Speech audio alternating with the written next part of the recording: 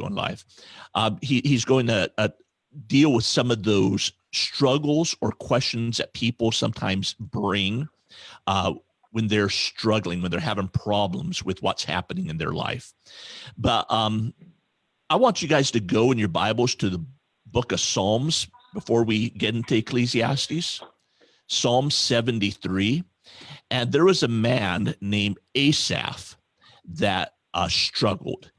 And he saw the inequities, the sin, the problems, the hurt going on in the world, even within the Christians. And he comes to a point of crisis. And that's what happens is people feel that God has let them down, that God is not fulfilling what their expectation, what he was supposed to do. And they have an option to either to trust in the Lord or to become cynical and angry and to check out. And well, let's just look at Asaph and look at his struggle. Psalm 73, beginning in verse 2. He writes, "But as for me, my feet came close to stumbling. My steps had almost slipped. For I was envious of the arrogant, as I saw the prosperity of the wicked. For there's no pain in their death, and their body is fat. They are not in trouble as other men, nor are they plagued like mankind. Therefore, pride is in their necklace. The garment of violence covers them. Their eyes bulge from fatness. The imaginations of their hearts run riot. They mock and wickedly speak of oppression. They speak from on high. They have set their mouths against heaven, and their tongue parades through the earth." So Asaph is stumbled because he's looking at life. He's looking at what's happening. And using Solomon's phrase, he's looking at life under the sun. And he sees that the world is an unfair place, that life is unjust. And he's honest. He says, I'm struggling because I see the wicked prospering, the righteous struggling. The wicked seem to be getting away with their sin and nothing happens to them. And he's coming to a crisis of faith. But then in verse 16, something begins to change. He says, "When I pondered to understand this, it was troublesome in my sight until," and that's the word to underline, "until I came into the sanctuary of God. Then I perceived their end. Surely you set them in slippery spaces. You cast them down to destruction. How they are destroyed in a moment. They are utterly swept away by sudden terrors." Verse 23. "Nevertheless, I am continually with you. You have taken hold of my right hand. With your counsel, you will guide me and afterwards receive me to glory. Whom have I in heaven but you? And besides you, I desire nothing on earth. My flesh and my heart may fail, but God is the strength of my heart and my portion forever. For behold, those who are far away from you will perish. You have destroyed all those who are unfaithful to you. But as for me, the nearness of God is my good. I have made the Lord God my refuge, that I may tell of all your works." So when we see these inequities in life, that life just doesn't appear fair, that things just don't seem to be adding up. Well, what do we do? And I love Asaph's words here. He says, I was struggling. This was troublesome in my sight, verse 16, until I came into the sanctuary of God. And that's what's going to happen here with Solomon. He's going to look at some different areas in life that are troublesome.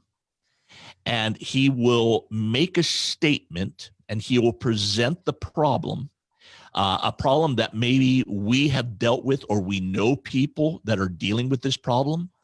But then he is going to give us the answer to that problem. And he's going to go back and forth, and he's going to have 5 different areas he's going to examine. These are going to be observations he makes about life. Now, just to give us a little context, and I don't know, I'm an outline type of guy. Before I teach a book, I have to outline the whole book. That's just the way I'm built. So the outline that I have drawn up of the book of Ecclesiastes is chapters 1 and 2, which we've already seen. Solomon defines the problem. And he's talking about how everything is vanity under the sun. And he really looks at 4 different problem areas. He talks about the inequalities in life, the vanity of wisdom, the futility of riches, and the surety of death. Then beginning in chapter 3, all the way to chapter 10, he re-examines the same 3 areas. And right now we're in that portion where he's talking about the inequities of life. When you look at life and you see just things don't appear fair. And he's going to give us some answers to some of these things that many people struggle with. I want you to look at a couple things before we delve into the text, just so that you see the emphasis that he has here. Look at verse 16. He says, "Furthermore, I have seen under the sun that in the place of justice there's wickedness." Notice he says, "I have seen." In chapter 4, verse 1, he says, "Then I looked again at all the acts of oppression." Chapter 4, verse 4, "I have seen that every labor and every skill which is done is a result of rivalry." Chapter 4, verse 7, "Then I looked again at vanity under the sun." Then verse 15, "I have seen all the living under the sun." So whenever, personally I study a passage, I'm trying to see some patterns. And over again in this section, Solomon is talking about what he saw. And if you remember in the first 2 chapters, it was all about what he experienced. He's talking about how he gave himself to this and he gave himself to that and to the other. Now he's saying, this is what I'm observing. And he's going to talk about 5 areas of life, 5 things that he has observed and what he has learned from them. Okay. And the first area he's going to observe is the injustices in the court, the problem of the injustices in the courts. So let's go back to verse 16 and let's look at the problem. He says, "Furthermore, I have seen under the sun that in the place of justice there is wickedness, and in the place of righteousness there is wickedness." So notice he talks about the place of justice and the place of righteousness. So it seems to appear that he's talking like about a courtroom. And he says, all I find there is wickedness. And I like the word the King James uses next. He says, and iniquity. So the place that you expect to find justice and righteousness, he says, what you find is wickedness and iniquity. So his first observation is that he sees men doing wicked things, yet he does not see God stepping in and judging them. Rather, they seem to be getting away with their wickedness, with their iniquity. And this is a crisis for him. This is a problem. This is something he's struggling with. Why don't I see these wicked people paying for the consequences? Why are they getting away with it? And we're kind of that way. We would love instant justice, don't we?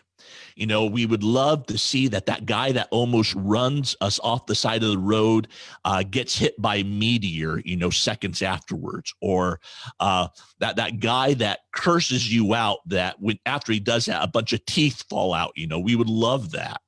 or, a person that's struggling with lust in their heart, that their hair begins to fall out. We would love to see instant justice, unless it's us. We want the break. We want a little bit of grace, of course. But he says, I don't see that. I see the wicked getting away with stuff. I see righteous people suffering, and I see the wicked celebrating what they're getting away with. And, people struggle with that. That why do bad things happen to good people? And frustratingly, even to God's people. And on the surface, there seems to be no immediate advantage to doing what's right. Because we think, well, if God is allowing iniquity to continue, we see the guilty go free, and sometimes we see the innocent suffering. Can you guys think of any examples in our day of that happening?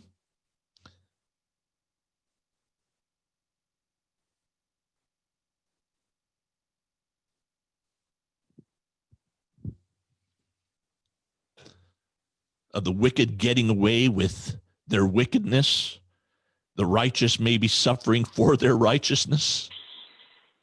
Sorry, I guess I was muted. I was saying that it's no different then than it is now. I think a lot of people are complaining about injustices, and we may always disagree. We may not always agree with their viewpoint on their circumstances, but this basically chimes in very clearly with what's going on with, what we're dealing with in today's world. It doesn't seem like it's very different than it was then. Right. Well, I came across a case study that happened back in June. A young man named Ethan Couch from Fort Worth, a teenager. He was caught on video stealing 2 cases of beer from a convenience store. He ran out to his pickup truck that was waiting, that had 7 passengers in it, so way over capacity, too many people. And he tore out of the parking lot doing 70 miles an hour in a 40-mile-an-hour zone, and then got into a wreck. The result of the wreck is 4 people died, 9 were injured, 2 critically. They took a blood alcohol test of this young man 3 hours after, and he still had 3 times the limit. So obviously he was arrested. He went to court, and but his family was very well off. So they hired the best attorney they could find, a guy named Dick Miller. And Dick Miller presented the case to the court that this young man from this prestigious Fort Worth family suffered from something called affluenza, not influenza, affluenza. In other words, he was so affluent all of his life. There was so much riches. He had so many privileges growing up that he was unable to link his misbehavior to consequences. And that was the defense. He didn't have the ability to say, this misbehavior is going to lead to this consequence. And this lawyer was so good at presenting this case that the young man was sentenced to rehabilitation, no prison time. They sent him to a rehabilitation place in Newport Beach, California, that cost $450,000 for his stay there. They offered all kinds of things like horseback riding, massage, pool, basketball. They had private chefs and the whole bit. And you're like, he killed 4, injured 9, 2 critically. What's happening there? But to make some things worse, that same judge 10 years earlier presided over a 16-year-old intoxicated driver and gave that boy 20 years in prison. He only killed one person, not four. He had a lower blood alcohol level, but the difference was he came from a poor family and not an affluent family. And this stuff like this happens all the time. And we hear these cases and we see these cases and we're like, how can this be? Where's the justice? So Solomon's is looking at his justice system. He says, and where you expect to find righteousness, you don't. So what's the answer? How would you answer somebody that came to you looking at the inequity, the injustice within our system or within our world, and they're struggling, they're having a crisis of faith? How would you counsel them regarding this issue?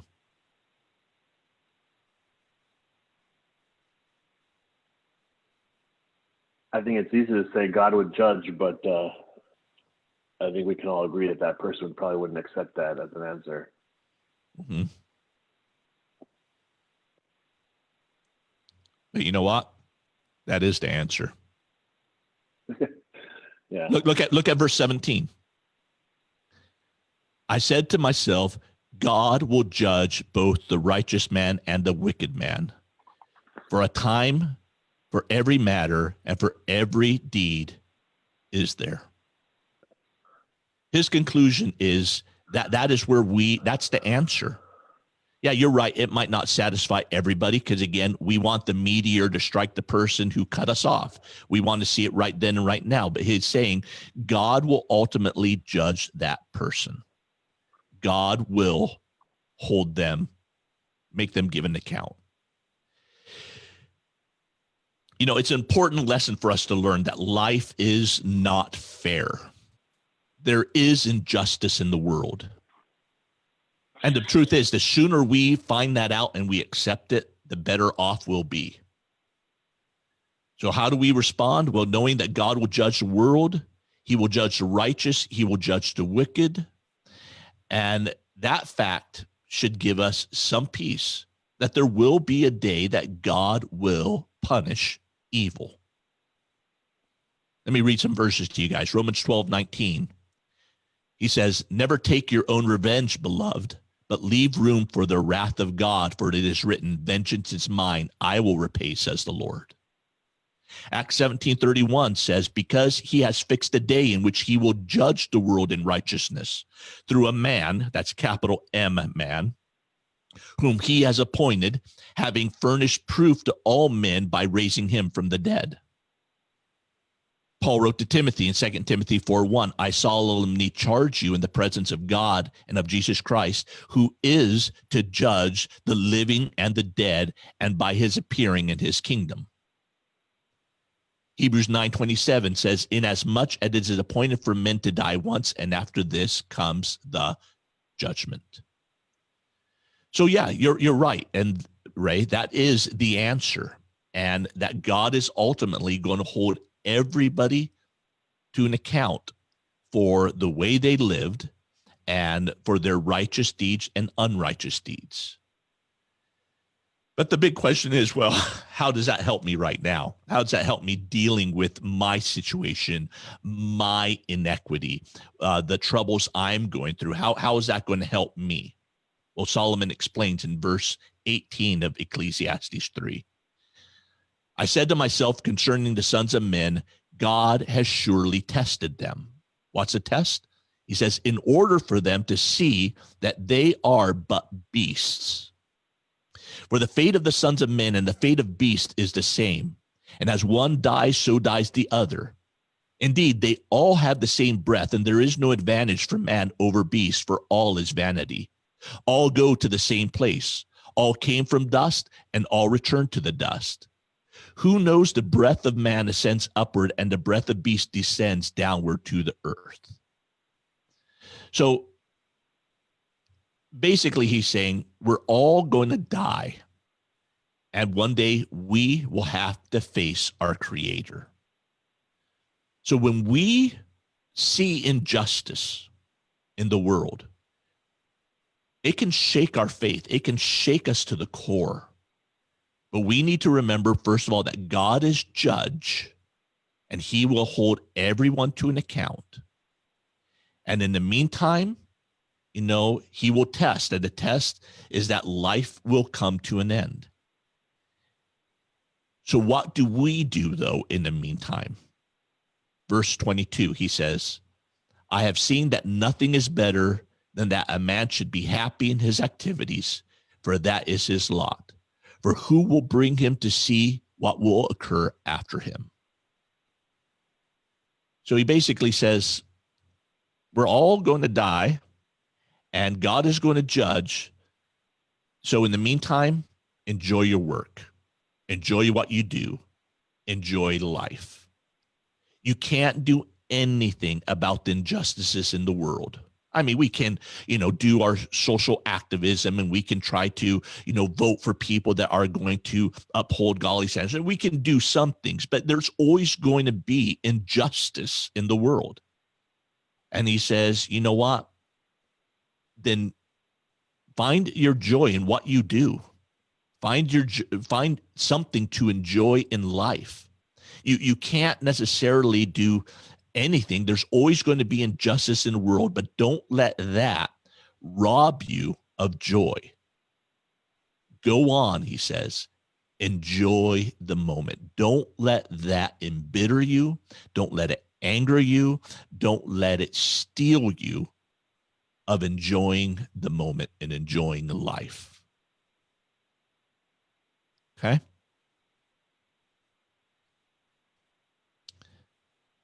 Now he comes into problem number 2, which is the oppression that he sees in the world. Chapter 4, verse 1. He says, then I looked again. So this is what he's seeing. At all the acts of oppression which were being done under the sun. And behold, I saw the tears of the oppressed, and that they had no one to comfort them. And on the side of their oppressors was power, but they had no one to comfort them. So now he's going outside of the courtroom, and he's looking at the world, and he sees oppression. The strong oppressing the weak. And he says, it's another stumbling block. It's another hang up. There is oppression all over the world right now. I was reading how in this is recently in Saudi Arabia, a deaf mute woman actually was outside of a store waiting for her brother to come and pick her up. And she was arrested by the morality police and charged with prostitution. And the governor accepted that accusation without question, and immediately passed sentence, and she was stoned. Then there was a German woman who married a Saudi man, and she made the mistake of taking a taxi downtown without a male escort. She was arrested, raped, thrown in prison, and then deported to Cyprus. Then there was a story of a Syrian truck driver who was pulled over and accused of stealing the truck. He hadn't, but that's what he was accused of. And immediately both hands were amputated. And that's in modern day Saudi Arabia. They have no modern court system as we know it. But we hear of stuff like this, and we hear of genocides, and we hear of these governments that are oppressing people, and it can really stumble us, wondering, where's God? Where is he in this? Why isn't he doing anything? So Solomon observes that too, and he says there's a problem here. But he also gives us the answer. Chapter 4, verse 2, he says, so I congratulated the dead who are already dead more than the living who are still living. But better off than both of them is the one who had never existed, who has never seen the evil activity that is done under the sun. Now that could sound pretty gloomy. He's like, if you're dead, praise God, because then you don't have to see and deal with this oppression. And if you were never born, even better, because you've never even had to bear with it. But I think what he's saying in between the lines here is again, we're all going to give an account, and God is going to bring justice. I was thinking how in the book of Revelation, chapter 16, there is, during the time of the Antichrist, there is horrible, horrible genocide against the nation of Israel. And he's venting all of his anger out upon God's chosen people. And we see God pouring out his wrath upon the world, and the Antichrist and all those that follow him are then pouring out their wrath upon the people of Israel. And we see the oppression, and we see death. And then in Revelation 16:7, John writes, he says, "And I heard the altar saying, 'Yes, O Lord God, the Almighty, true and righteous are your judgments.'" And I always hold on to that verse whenever I think of oppression, when I think of injustices, that Lord, true and righteous are your judgments.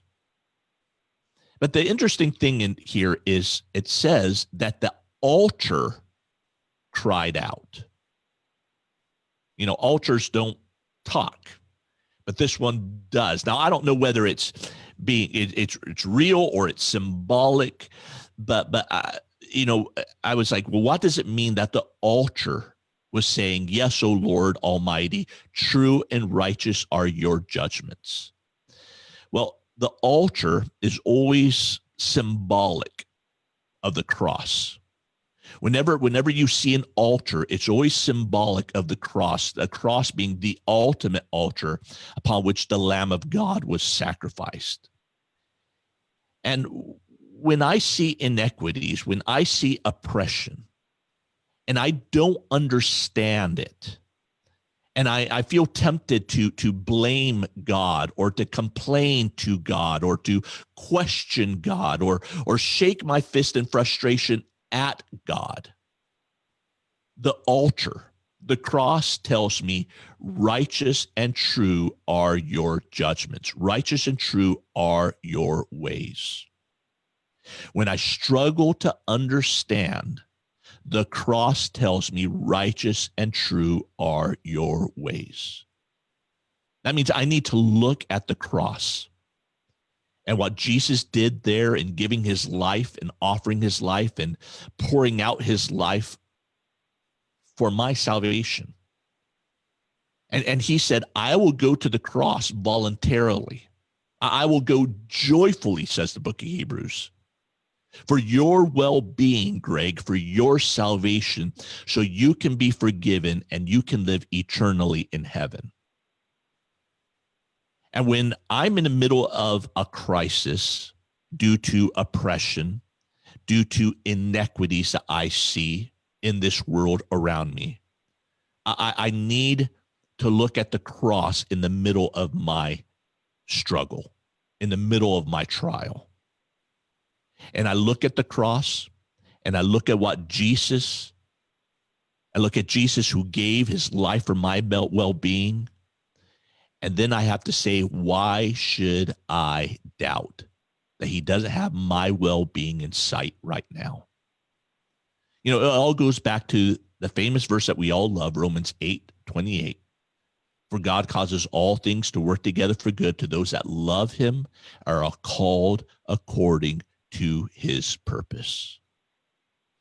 But I think the verse that sometimes we forget to quote as well is a little bit after that, in verse 32, which Paul writes, "Since he," God, "did not spare even his own son, but gave him up for us all, won't he also give us everything else?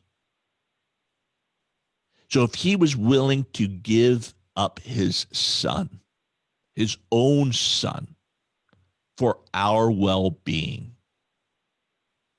should we ever question that no matter what oppression, no matter what inequities, no matter what injustices we see, that he has a good plan in that for us too? That he has a purpose for that too? So I think what Solomon is saying, what Paul is saying, is that when we see oppression, when we see these inequities, we have two options. We can complain, we can shake our fists, we can doubt and say, what right do you have, God, in doing that? Or we can believe and say, righteous and true are your ways. And the way we can do that is by looking to the cross, by going to the altar. And when we go to the altar, we become altered people. It alters us. It alters our perspective. It alters our heart. It alters our outlook.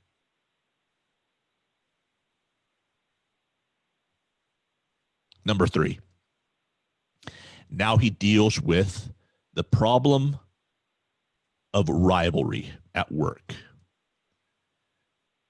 Ecclesiastes 4, verse 4. Now he says again, I have seen, so this is another observation, I have seen that every labor and every skill which is done is a result of rivalry between a man and his neighbor. This too is vanity and striving after the wind. So he goes from the courtroom to the workplace. And he says, all I see in the workplace is envy, is jealousy, is rivalry. How much of that do we see in our workplaces? The jealousy, the rivalry, the envy. You know, I was reading about the story of how Michelangelo and Raphael were both commissioned to come to the Vatican to beautify it with their paintings and offer sculptures and whatnot. And there was so much rivalry between these two men that the whole time that they were commissioned to work there at this quote holy place, they never spoke to each other once because of the envy, the rivalry.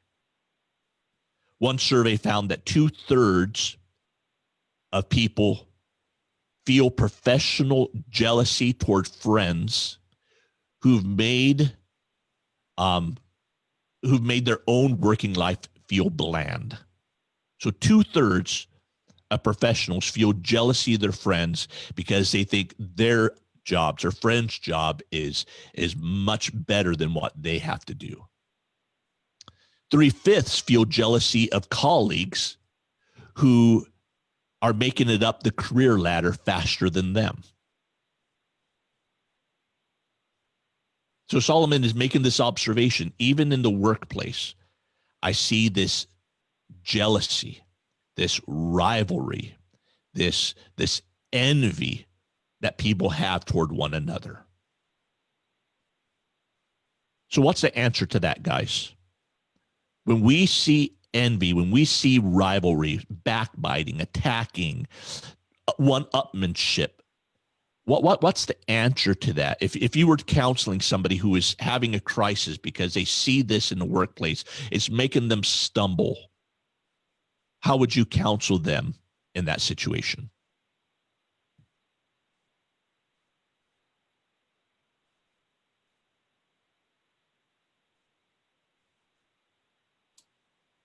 You wouldn't. How would you counsel What do you mean them? you wouldn't? I'm just, because nobody said anything. I said, well, you wouldn't. I think part of it is just like if they're seeing this happening, if they're not like participating in it and they're just seeing it happen, I mean, God has them in that place where they are right now. And, you know, we need to be content with God, where God has us, because it's obviously within his plan for our life right now. As far as like what to say when you're seeing it happen to other people, I mean, God will take care of it in his own way, I guess, you know. But like for you personally, you know, just, I know it's hard sometimes when you see people, even some people that seem like they're doing nothing, moving up and moving up, you know, and there you are working so hard all the time and you're not going anywhere. Like, it's hard to see that, but I mean, God has a plan for you where you are, you know, so trying to be content in that situation. Contentment. When I've seen this, or when I've confronted people that were arguing or jealous of each other, envious of one other person's situation, and I approach them with the problem and try and resolve it for them, I always treat it like I would if they were my kids, because that's almost the mentality, to a degree, at least this is my thinking. That's almost the same mentality that your kids would have, you know. So I try to treat it as though I don't talk to them as children, but I try to treat it as though I would solve the problem as though they were my kids, because in my mind, there's no other way to solve it than to say, you know, like Madeleine's saying, you know,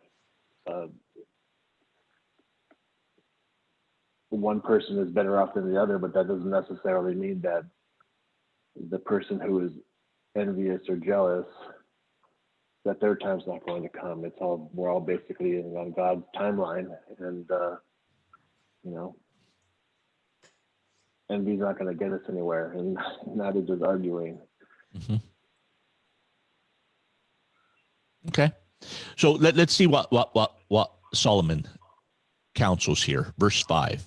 He basically says there's two responses we could have: a bad one, and a good one. Okay, verse 5. He says the fool. Okay, so this is the bad one. The fool folds his hands. In other words, rather he sees that, you know, the situation going on at work, and what does he do? He folds his hand. He kind of basically gives up. Okay, and consumes his own flesh. Okay, so that's not what we want to do. This is what we want to do. Verse 6. He says, on one hand, full of rest is better than two fists full of labor and striving after wind. So his advice to us, he says, you know, you could give into this rivalry. You could give into this competition and become a workaholic, and to dive in with both hands and fill up both hands with labor. Okay, he's saying one handful of rest is better than two fists full of labor. You could you know, give your all and say and get sucked up into the rivalry and have all your two fists full of labor. He says, but you know what? One hand full of rest is better. In other words, you could either get sucked in and both hands go into trying to beat your neighbor, or you can say, you know what, I'm only going to give one hand to it, and the other hand, I'm going to rest. I'm going to enjoy my family. I'm not going to forsake my marriage and my family and get sucked up into this rivalry and this competition. But rather, what I'm going to do is I'm going to do my job, do what I have to, but I'm not going to pour out my whole life into that. And I think what he's saying is kind of what you touched on, Maylin, is contentment. Paul writes in 1 Timothy 6:6-8, he says, godliness actually is a means of great gain when accompanied by contentment. We brought nothing into the world, so we cannot take anything out either. If we have food and covering, with these we shall be content. He says, be content. Rather than delving in with both hands, give one hand and rest with the other one. You know, it's kind of an ongoing theme that we've been seeing in this, where he's reminding us, enjoy life. Enjoy the gift of life. Enjoy the family. Enjoy your friends. Enjoy the opportunities God has given you. You can get so sucked up into this rivalry, into work, and into laboring and into achieving, into that you miss out on enjoying life. And it's a frequent and constant reminder that he's given us to say, you know what? Okay. Be content. Be content with where you have, what God's given you. Don't get sucked up into all this fleshliness and this competition, and enjoy life. Enjoy what God's given you and those he's brought into your life. And that's what he's telling us here. Better is one hand of rest than two hands that are given to whatever chore or thing that you're doing. Now, thirdly, that was third. So fourthly, he's going to look at the problem of greed at work, okay? Of greed at work. I mistitled that on my overhead here, so I apologize. He's looking at the problem of greed at work. Verse 7 of chapter 4. So then I looked again at vanity under the sun. There was a certain man without a dependent, having neither son nor brother, that there's no end to all of his labor. Indeed, his eyes were not satisfied with riches, and he never asked, and for whom am I laboring and depriving myself of pleasure? This too is vanity, and it is a grievous task. So notice it says that his eyes were not satisfied with riches. So this is a guy that works and works and works and is never satisfied, just always working. And where does that type of greed take you?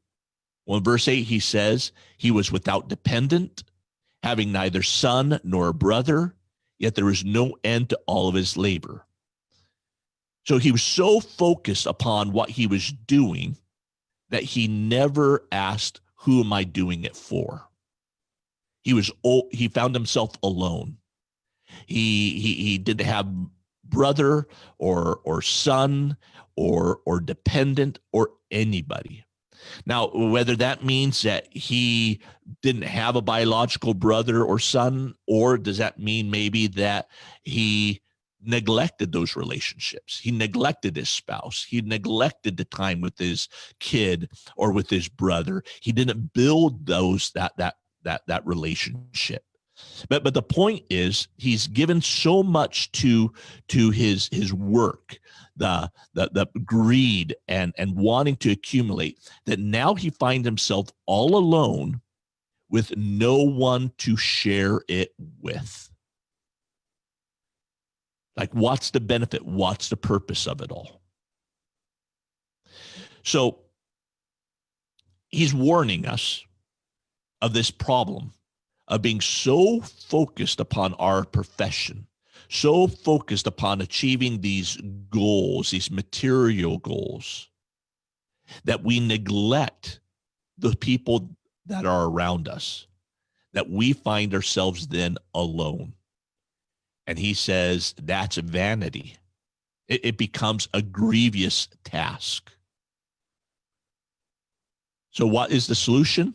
Well, we need relationships. Verse 9. 2 are better than 1 because they have a good return for their labor. For if either of them falls, the one will lift up his companion, but woe to the one who falls when there is no other to lift him up. Furthermore, if the two lie down together, they keep warm. But how can one be warm alone? And if one can overpower him who is alone, two can resist him. A cord of 3 strands is not quickly torn apart. So the image he's giving is of a guy traveling through life. And he says it's better to travel with someone than by yourself. First of all, you get more accomplished. Secondly, you're there to help each other. Thirdly, you're there to keep each other warm. Fourthly, you're there to protect one another. So he says the solution to this problem of greed at work, where we're just working, is relationships. The Talmud says a man without a companion is like a left hand without a right hand. There's a Swedish proverb that says, shared joy is double joy, shared sorrow is half sorrow. So he's saying we have a need for companionship. We have a need for those relationships. And the warning is that we never prioritize our jobs or our ministries over the relationships God has given us. Because then we'll end up like that man who says, I've done all this, but to what end? For who? I'm all alone. And then fourthly and lastly, he deals with the problem of the foolishness in the government. I know that's impossible to imagine. Foolishness in government? Never, right? Chapter 4, verse 13, he says, a poor yet wise lad is better than an old and foolish king who no longer knows how to receive instruction. For he has come out of prison to become king, even though he was born poor in his kingdom. So he's talking about this king, this imaginary king, who he speaks of a young man who was poor, possibly maybe he was in prison or something, and he goes out and he raises to the position in government to where he ultimately becomes a king. But he ends up not being a very wise king, but more of a fool, okay? And he's saying it's better to be poor and to be wise than a king and foolish. Well, what was foolish about him? Verse 13, he says, he no longer knows how to receive instruction. He became so arrogant, so pompous, that he didn't believe that anybody could give him instruction. And it gets even worse. Verse 15. He says, I've seen all the living under the sun throng to the side of the second lad who replaced him. There is no end to all the people, to all who are before him, and even the ones who will come later will not be happy with him. For this too is vanity and striving after the wind. Essentially, he's talking about how one king follows the previous king, that all kings will be replaced. And when you're replaced, everybody forgets who you were. You're no longer really even remembered. So, can government be foolish? That's kind of a dumb question, I know. But, some people think that government is the answer to all their problems. But, I Googled, foolish expenditures of the U.S. government. And I don't know what year this is from, but regardless, it just kind of shows you the foolishness of those that we, look up to. Is the government, the National Institute of Health, spent $387,000 to study the effects of Swedish massage on rabbits. $387,000 massaging rabbits. The Department of Interior spent $10,000 to study the growth rate of salt marsh grass. The National Institute of Health did a study. They spent $371,000 to see if mothers love dogs as much as they love their kids. You know, they could have given me that 371,000 and I could have written them a report. The National Science Foundation spent $856,000 teaching mountain lions how to walk on a treadmill in order to understand mountain lion instincts. So Solomon is looking at government. I mean, this is the king talking, mind you. And he's throwing up his hands in exasperation as he looks at government, and he says, this too is vanity and striving after the wind. So essentially he says, I see futility everywhere. In the courtroom, in the workplace, in the world, in the government, there's futility everywhere. There's injustice in the courts. There's oppression in the world. There's rivalry at work. There's greed in business. There's foolishness in government. And his final analysis, it's all futile. So what do we do? What is our response to these observations that he makes about life? Well, in essence, it can be summarized in that he says, enjoy life. Know that God will judge the injustice in the world. So enjoy what you do. Enjoy your life. Enjoy your relationships. You know, on the one hand, there's injustice in the courts, there's oppression in the world, there's rivalry in the workplace, there's greed in business, there's foolishness in the very highest places in the land. On the other hand, we know that God will judge the injustice. So live a quiet life, enjoy your relationships, be a joyful worker, be a helpful friend, be a smart citizen. So essentially he's saying there's two ways for us to go. There's the way of vanity and futility, grasping after the wind, or to stay focused on God, on our family, on our relationships, and on others. So he sees the problems, the stumbling blocks that many of us maybe have stumbled upon or we've struggled with. And he's saying, you know what? Focusing on God. Focus on those that God has given you. Build those relationships. Love on them. Enjoy them. Enjoy life.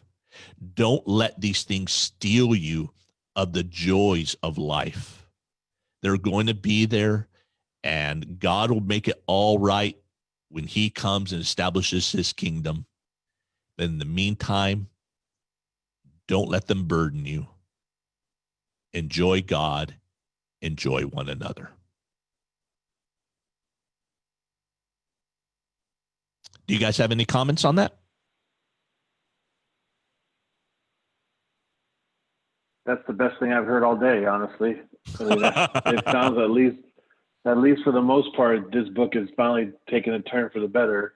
I mean, that's the first comment.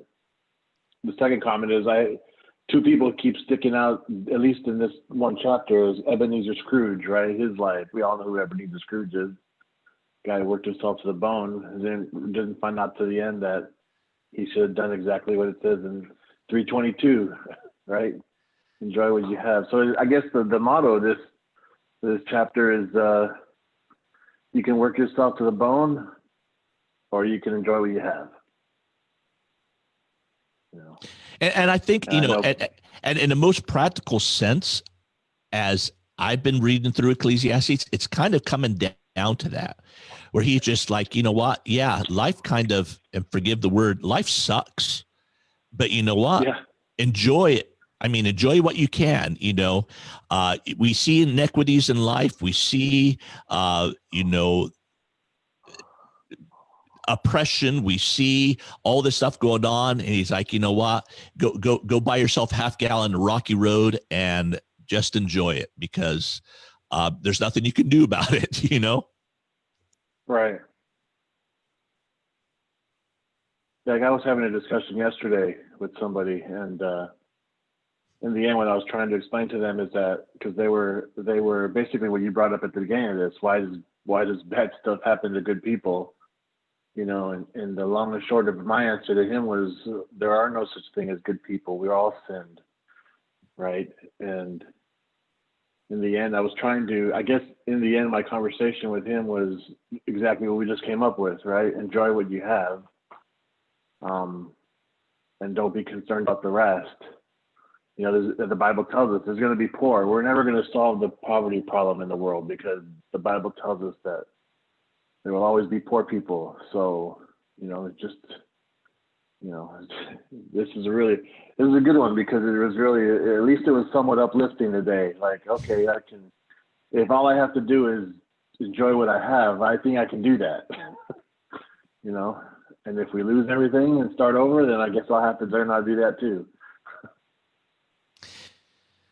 Yeah, and I just think he keeps coming back to that and saying that, you know, again, he's looking at life under the sun, and we can allow all the sin to sap all of our enjoyment from life. You know, I'm not just talking about our sin, but the sin that surrounds us in this world.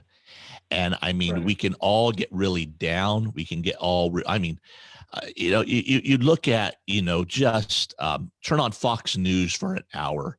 And I mean, I don't know about you, but I listen to Fox News for an hour and I'm depressed. I'm just like, oh my gosh. And, you know, if you get so absorbed in all that, it will literally just suck the joy right out of your life. And I think one of the things he's trying to tell us is, you know what, don't let that happen. Enjoy life. Know that we're not, this isn't our ultimate destiny, but you know what? Enjoy those that God has put around you. Enjoy what he's given you. Don't miss out on that. It's funny you mentioned that too, because as you started this and we were going through it, that's exactly the way I was looking at it. I mean, how different a place we would live in if the news would spend the last 30 seconds of each broadcast saying exactly what you just said, you know, and that went through my mind, like how much better off we would be if even just 30 seconds of the newscast was just enjoy what you have, you know. Yeah. Enjoy your people around you, enjoy your family, you know, and God's going to take care of the rest. Yeah. Yeah. Any other observations?